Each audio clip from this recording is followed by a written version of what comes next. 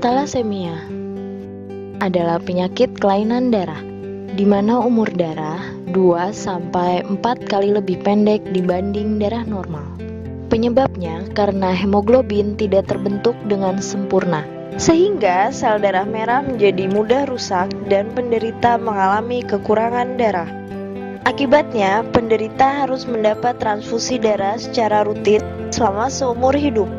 Jika satu orang bisa donor darah 4 kantong dalam 1 tahun, setidaknya dibutuhkan 12 orang untuk mencukupi kebutuhan darah penderita talasemia selama 1 tahun. Faktanya, setiap 250 ml darah yang ditransfusikan akan membawa sekitar 250 mg zat besi, sedangkan untuk kebutuhan normal tubuh hanya 1-2 mg per hari. Akibatnya, terjadi penumpukan zat besi dalam tubuh dan bisa menyebabkan gagal jantung, pembekakan hati, dan limfa. Setiap 3 jam ada 1 anak yang menderita talasemia. Dalam 1 tahun diperkirakan akan ada 2.500 anak yang menderita talasemia.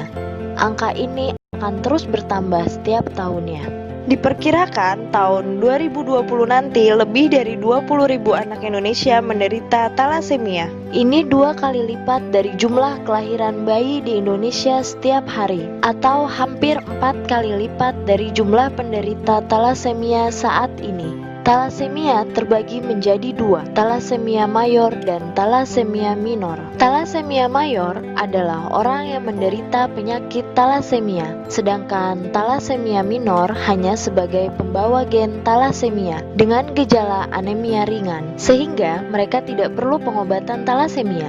Secara fisik, pembawa talasemia tidak dapat dibedakan dengan manusia yang memiliki sel darah normal. Mereka bisa bekerja, menikah, dan melakukan aktivitas lainnya, bahkan mampu mendonorkan darah.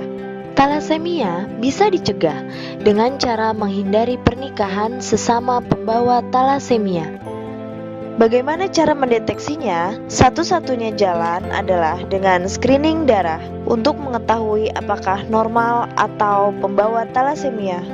Bagaimana mekanisme penurunannya? Talasemia diturunkan dari orang tua kepada anaknya. Jika sesama talasemia mayor menikah, mereka akan melahirkan 100% anak talasemia mayor.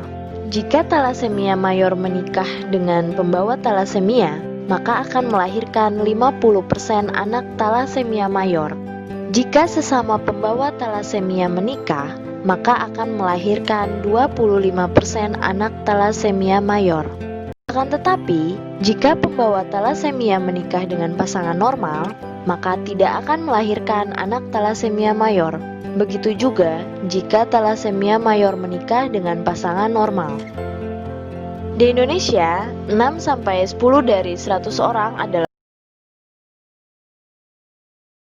jumlah 200 juta jiwa, maka ada 20 juta orang pembawa talasemia. Ini setara dengan jumlah penduduk Yogyakarta 7 kalinya. Fenomena pembawa talasemia di Indonesia seperti gunung es. Masih sedikit yang sudah terdeteksi, sisanya masih banyak yang belum diketahui. Ayo, screening darahmu sekarang.